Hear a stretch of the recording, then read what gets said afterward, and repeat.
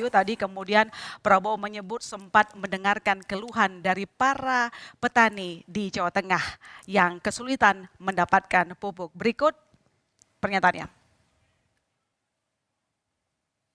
Keliling khususnya di Jawa Tengah, Pak Ganjar, petani-petani di situ sangat sulit dapat pupuk.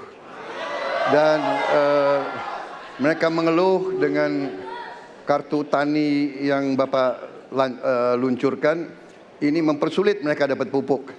Jadi sebetulnya mereka ingin pupuk itu pengadaannya disederhanakan. Saya kira mungkin Bapak bisa menjawab masalah itu. Terima kasih. Oke, sekarang kita bahas pernyataan dari Capres nomor urut 2, Mas Bayu. Ya, kita lihat Prabowo sebenarnya dia lebih menceritakan pengalamannya ketika di Jawa Tengah ya. Ketika ada petani yang mengeluh sulit mendapatkan pupuk subsidi. Dan menurut Prabowo mereka kesulitan dengan adanya aturan-aturan seperti harus punya kartu tani dan segala macamnya.